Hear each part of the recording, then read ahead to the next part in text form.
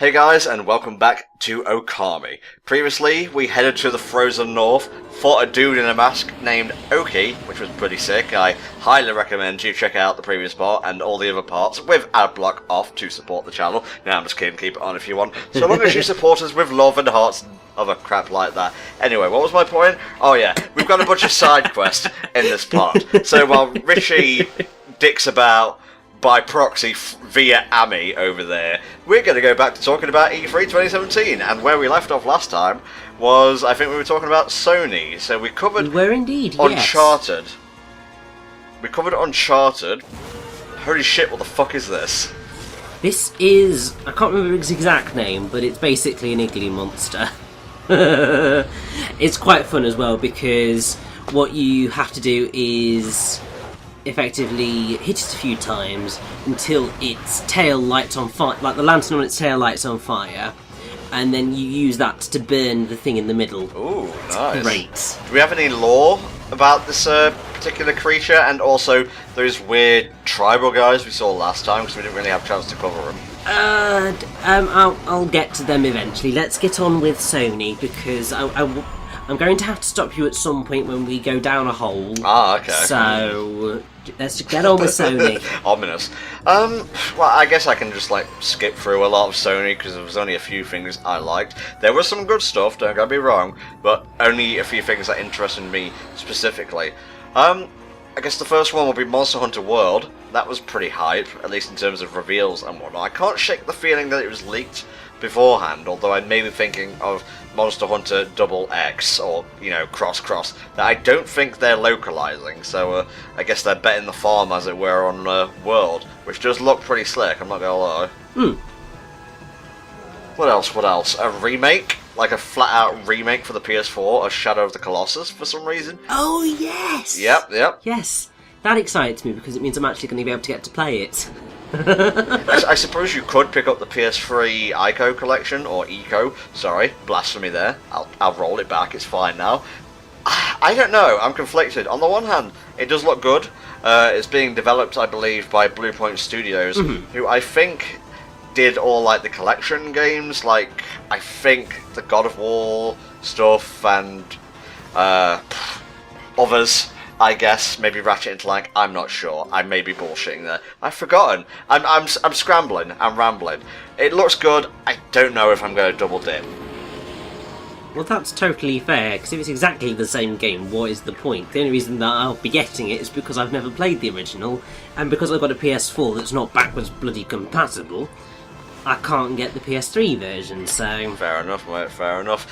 I don't think there's going to be any new Colossi, which makes the choice of, not double dipping that little bit easier. But if they fix the controls, which were admittedly a bit balked on the PS3 collection, Wanda will just, he'll lose his grip at anything. Even if the Colossi, barely moves a muscle, he'll start shaking, which gets to be a real pig when you get to the later Colossi. But, it looks good. Moving on. What else was there? Oh, God of War reared its angsty head again. It still looks good. I'm still not entirely sold on the combat, but it looks like a good game regardless, and it's Norse mythology. I am down to clown with that shit. And, I guess I'm just going to rapidly skip through the rest. Oh, they showed Detroit Become Human. Oh, yeah. Looks good. Apart from the fact that David Cage, I think, and I'm paraphrasing here, said he's not really trying to tell any, stories about racism or combating racism. He just wants to do a story about androids, I guess. That sounds like a very David Cage answer. Jesus, isn't it just? And they closed with Spider-Man PS4, which looked fucking godly. It does indeed, but the amount of QuickTime events was slightly concerning, but we'll see what happens in the actual game. I think Insomniac have come out and said the whole game isn't like that, so I think your fears may be alleviated. Insomniac is a very good dev team, obviously. They did the original PS1 Spyros. They did Ratchet and Clank, obviously. They did the Resistance series. Probably other stuff that's not coming to mind right now, but I trust Insomniac. I think they're going to do a great job. And wow, an exclusive Spider-Man game. That's going to be a trip, but I'm most definitely going to be picking it up. Okay, moving on to what might be the best tied with Ubisoft conference Nintendo, Richie, I'll let you start. It was amazing. Just like Super Mario Odyssey, just like, oh my god, can we just say he possesses a bloody T-Rex? He possesses a human. He possesses a human, and also that song, Jump Up Superstar. Oh my god, the first lyrics. The Odyssey. Like lyrics in a song in a Mario game, and it's amazing, and it's Pauline singing. It just like that trailer. I am in love with that trailer. It was godly. Oh yeah. I think everyone was. It's just fresh as fuck, really. Oh god, yes. And then Fire Emblem Warriors looks fun. Well, it did on the Treehouse, where they showed gameplay, and it does honestly look pretty great. It's like they've taken everything from Hyrule Warriors and just like cranked the notch up by 1 or 2, which perfectly fine by me. By the way, I think the 3DS game I've spent the most time with is not Pokemon. It's not any of the Laytons. It's not anything like that. It's Hyrule Warriors 3DS. I have over 200 hours on that. It's so fucking good in handheld. It's great. Now, what else was there at Nintendo? Oh yeah, there was new Kirby, new Yoshi, which all look bloody glorious. Oh, new trailer for Xenoblade 2. Yes. Obviously, there was the Megaton, even if it was just a blooming logo, Metroid Prime 4 in existence. That is lovely to hear. And then obviously and the fucking handheld Metroid, Jesus Christ! Metroid Samus Returns. It was just I'm sorry, what? Nintendo, have you actually been listening to people? And so I can't believe I can say this and mean it unironically in a non-epic meme fashion, but my body is ready. Holy shit! So yeah, there was just so much stuff with Nintendo, and I'm just yes. So I am totally there. I'm very happy to get some more games for my Switch. I just need to, beat some of my backlog first. Yeah. I can't believe you forgot one of the most hype announcements, though, which was doubly so, coming off a rather underwhelming 8-minute Nintendo Direct, if you catch my drift. You don't catch my drift, do you? Not huge. I know we got told that we were getting a Switch Pokemon game. Yes, there you go. I know there was nothing really shown about it, so I kind of just haven't really clocked it in my head. Let me just put it in terms even you can understand, Richie. Pokemon and a new Metroid, Switch, back to back. It was a hype train that didn't stop, even if it did go straight into Yoshi, and I know some reactors online, not going to name names, just wanted to go back to Metroid. I don't blame them, but Yoshi looks pretty good. Kirby looks slick as fuck, Xenoblade looks great. If it comes out this year, I'll eat the fucking flask that I'm drinking out of now, just water, since you asked. And also, Rocket League! I've been wanting to play that for fucking ever. I don't really PC game at all, I've got Steam, but the fact I can play Rocket League, cross-play as well, so I can play with people on other platforms, is great. Yeah, that is good. I don't care for it, but it is great for those people who do want to play it.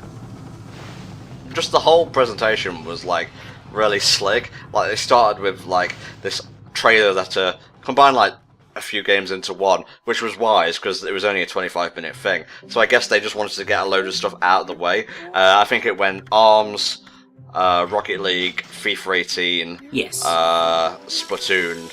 Rocket League was in there somewhere. I think I already mentioned that. I don't know. I'm slightly high right now because I'm on cold medication. I digress. It was just a great conference, and man, what a turnaround from last year. Oh, I know. It was all the games we wanted to know about, and some more. And everything that was shown looked great, and just loved all of it.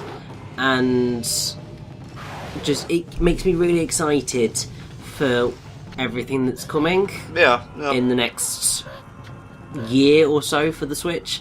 And that's not even everything that they've got in development. We still know that Retro Studios is working on something. So what the hell is that? I don't think it's Donkey Kong, because they've made a few comments. I can't pull them out of my memory banks right now, but it seems to allude to something a bit more epic than a new Donkey Kong game. For some reason, I've got the inkling that it's a new IP, but we shall see. Indeed, indeed. Any closing statements you want to make about E3 2017? Oh, before we do our closing thoughts and grade the conferences, I just want to say about the new Kirby game, it's got power combinations back from fucking Crystal Shards on the 64. He did like rock and ice and became a fucking curling iron. It's just beautiful. Just so beautiful. Sorry, curling stone. Curling iron is something completely different. Alright, mate. EA, Microsoft, Ubisoft, Sony, Nintendo. Rank them shits. So... I would say EA was at the bottom. Well, you can do letter grade if it's easier. Oh no, I'll just do ranking. Okay. Then it was Sony.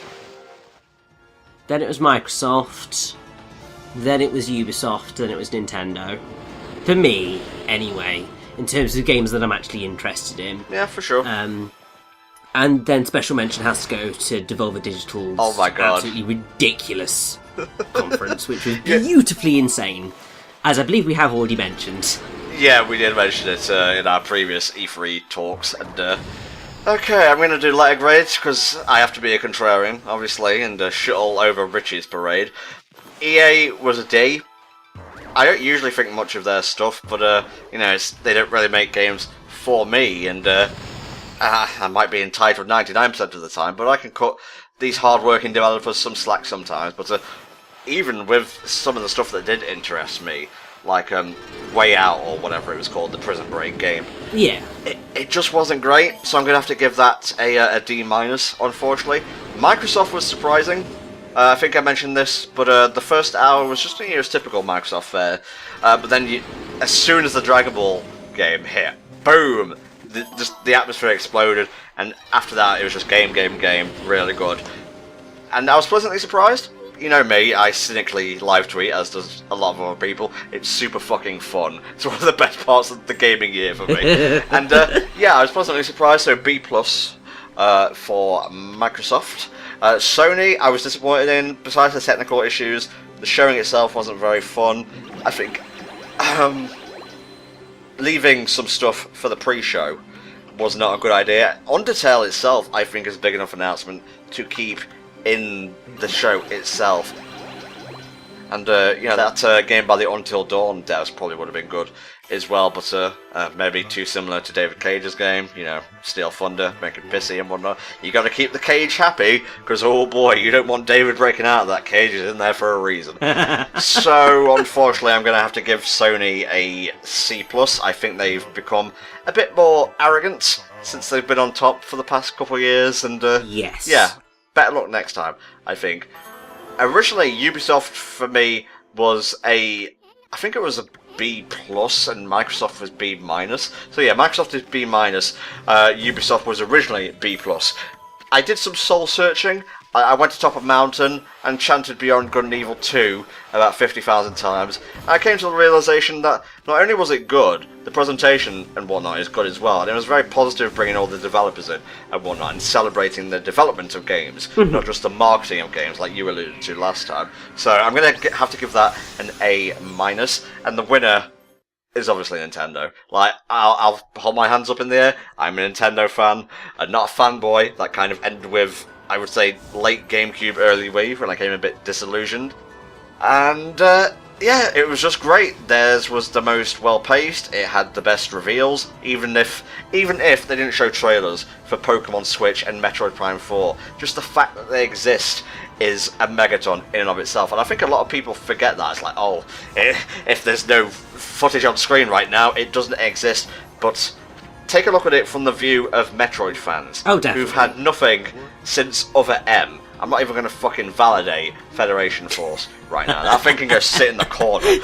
And not only did we get one Metroid game, we got a second one that was left to, like, the Nintendo Treehouse and whatnot. And unlike Sony, they could afford to leave a game that big out, because they had enough bombshells in the actual show itself. So, good job, Nintendo. That fucking Odyssey trailer, what a way to close things out. Oh god, yeah, like, to be fair, They could have just showed up with that Odyssey trailer, and I would have been happy. Not sure about that, but it was pretty fucking fantastic. I think the most underrated part of that spotlight, I think, because they called it a spotlight, it wasn't a direct or anything. Yes. This year, which I think is good. Move away from the directs a little bit because they were more Adwater's thing than anything. Sorry, it's making me laugh now thinking about it. Is philosophical Reggie. Yes. I don't know why. It cracks me up. The first thing that happens is he walks into some guy's house and he's like, the game is fun. The game is a battle. If it's not fun, why bother? If it's not a battle, what's the point? It's like, you smoking some fine-ass crack, mate. What's wrong with you? I have ascended, and now I know all Metroid games, now, present, and future. All the past as well, I've got to throw that in there. But it was just dope. That's what I'm trying to get at here.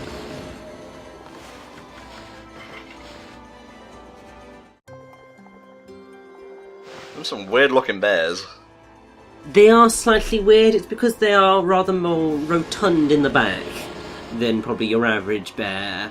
But, we are digging down into a very important hole right now. Okay, that's not something you can say every day of the week. So, up ahead, you may notice a blockhead. Blockhead. This is easily the most difficult challenge you will ever face in Okami. Really? More so than the final boss? Yes. Wow. This is more difficult. Like, I don't know how you're meant to actually do it normally, because it's ridiculous. The blockhead here, and we shall soon learn his true name, and the fact that he is Blockhead Grande. Ah, El Blockhead Grande. Yes. Like, it's ridiculous how many weak points he has. And obviously, to defeat a blockhead, you need to hit all of the weak points in the right place, in the right order. Yeah. Just wait and see how many he has and how quickly they turn up and disappear. Okay, I'm watching. And here we go. Oh my god. Yeah. So, you need to do that in the right order, in the right position, and so on and so forth. It's a nightmare. And so, the way that you're obviously meant to do it is to do the... You just got to remember it. The way I did it was I cheated slightly.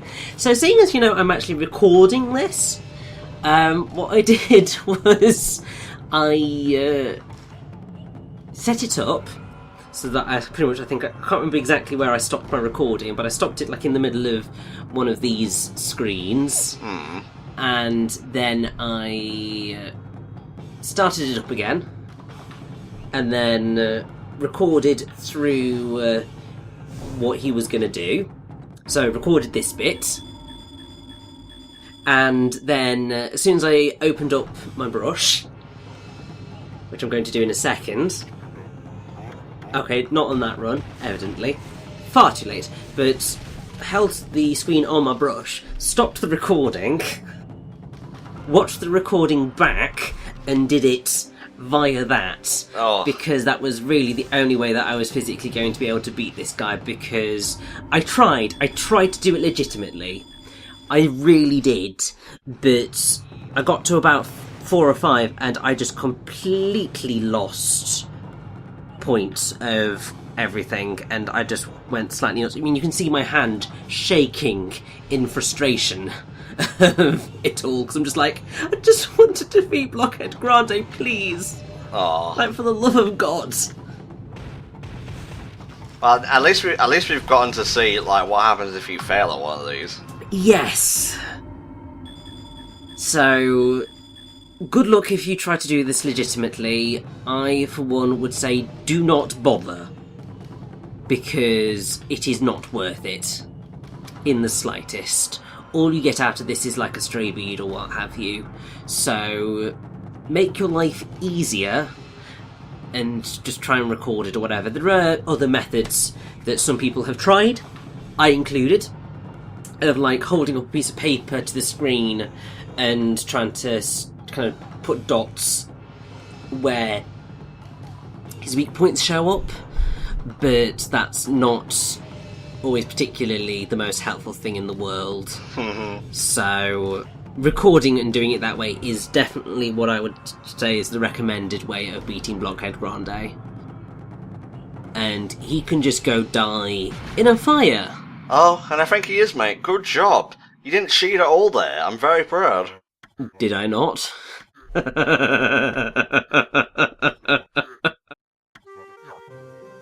Oh, don't give me the sad music. Come on. I know. I don't feel bad. He deserved every minute of that, because that was a cruel trial. Absolutely cruel. Blockheads exist solely to bar our progress. Get the fuck out of here. I ain't feeling sad. So yeah, we get a whole bunch of swag for that, which is great. And we are basically only about halfway through running through Kamui, so that's fun, isn't it? Nice. Okay, I guess we'll leave things here, and with E3 out of the way, it's all Okami 100% of the time, or at least 75. See you next time.